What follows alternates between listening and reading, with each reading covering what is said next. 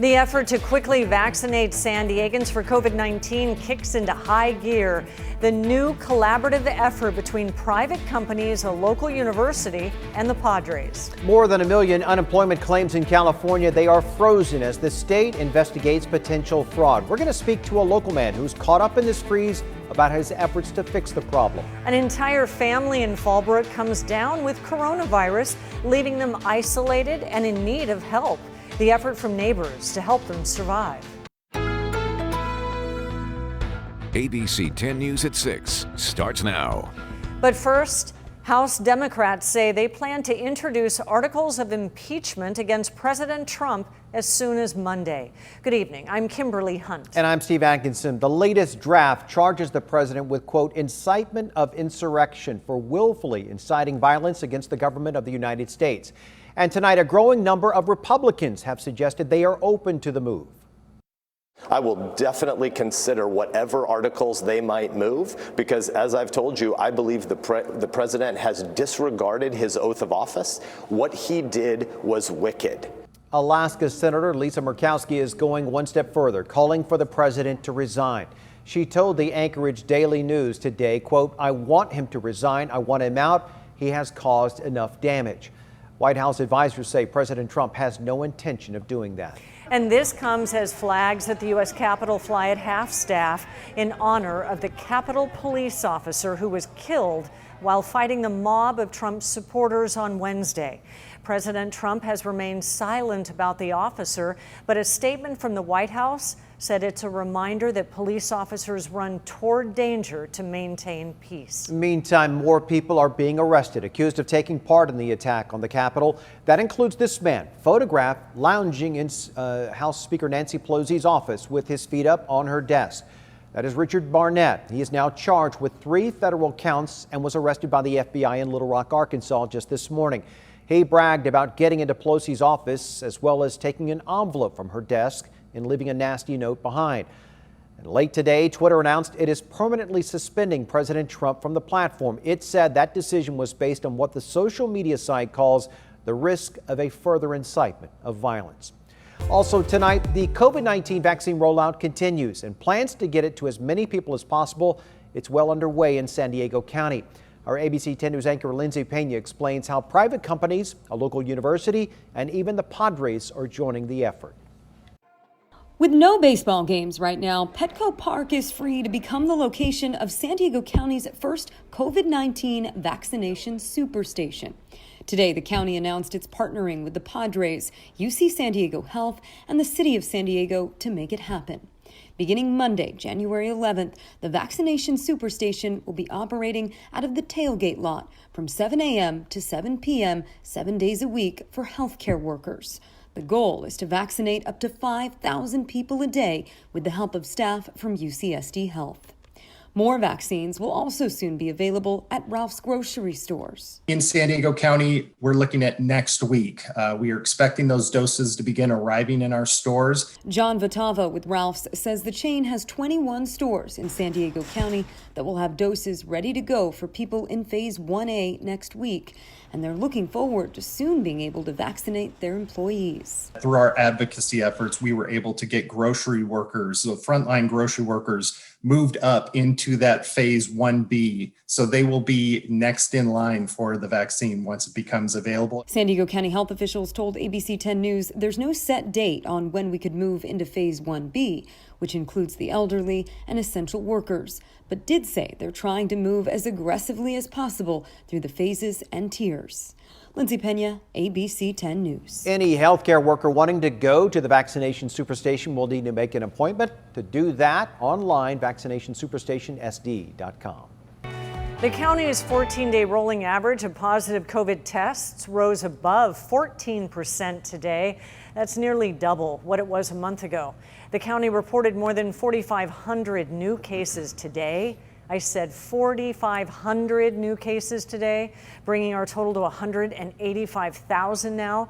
And the number of San Diegans who have died from COVID also rose. 33 more deaths today. That's nearly 1,800 in total. Astonishing numbers. Those are people we are talking about. This morning, Governor Gavin Newsom presented his $227 billion budget proposal for the year. It includes the largest education budget the state has ever seen, more than $85 billion. Of that, $2 billion will go towards intermediate action to accelerate and incentivize schools to return to in-person instruction starting in February. The California School Boards Association says while that may help more affluent communities where the virus is under control, that money will not help schools where the infection rate is high. They can't reopen. In areas where people are more skeptical that students will be safe in the spring, where there may be more challenges in the home or in the communities, and where the districts may not have as much capacity in terms of staffing, this may not be the solution. The governor's current proposal also includes more than $4 billion to address learning loss, particularly to help low-income students. Lawmakers have until June 15th to pass the budget in the state legislature. The state has frozen unemployment accounts for more than 1 million Californians at a time when more jobs are being lost. Well, the freeze has affected people with legitimate claims. ABC 10 News reporter John Horn spoke to one such man whose struggles to set things right are hitting a wall. Ronald Davis desperately misses his job at SeaWorld. And I'm 37 now, and that it is absolutely the best place I've ever worked. Problem is, SeaWorld has been closed since early December due to the governor's shutdown order to stop the spread of COVID-19. The order caused Davis and tens of thousands of San Diegans to file again for unemployment. So far, however, the state has only sent him $12 left over from his first furlough in March. And they let me file for the following 2 weeks on claims. And then on the 31st, they stated that they believe that there was fraudulent activity. He's not alone. The EDD said this week it froze accounts for 1.4 million Californians so it can investigate fraud. Davis says he has called and got through once, told he'd be sent instructions to verify his identity online, but still has never received any information. His bank account now in the negative, and he's in danger of moving out of a hotel and into his car. I did have reserves, and they're pretty much just about gone at this point. The EDD recently disqualified 2 million unemployment claims on suspicion of fraud, according to the AP. Meanwhile, on Friday, the Labor Department reported that 140,000 Americans lost their jobs in December, the first drop in employment nationwide since April. John Horn, ABC 10 News. The EDD says that it's reached out to each individual whose claim was suspended and is guiding them through how to reestablish the payments. It says if no official response is received, the claim will be disqualified. All right, when we throw out our garbage, it is generally out of sight, out of mind, right? But as our partners at KPBS report, since the beginning of the pandemic, significantly more trash has ended up in the Miramar landfill. After Governor Newsom issued the first stay-at-home order last March, the landfill says the surge in trash was almost immediate. People are working at home. Students are learning from home. We attribute the increase in tonnage to just that. The landfill says that while residential waste is up, there is less commercial waste coming in.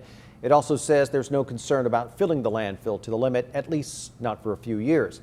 The best way to limit what ends up there is to buy things with as little packaging as possible and recycle as much as you can.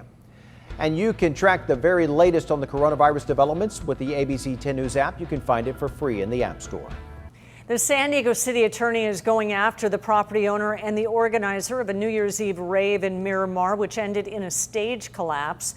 This is a look at where 3 people were injured during the warehouse party. Hundreds attended the event that was held in violation of public health orders. The city attorney's office today filing a complaint against the property owner, Bradley Murray, and Charles Smith of Syndicate Entertainment. Among the allegations, numerous code violations, including the makeshift stage. The complaint alleges the site has hosted numerous illegal events during the pandemic, including concerts and wrestling matches. The city attorney's office is seeking a shutdown of future events and what they describe as significant fines. San Diego District Attorney Summer Stephan is trying to take over a case from LA's district attorney. It stems from a crime spree nearly 2 years ago that started with a string of robberies here in San Diego and then culminated with 2 murders in LA. Rhett Nelson was arrested for the crimes. At the time, Stephan said that she agreed to let the LA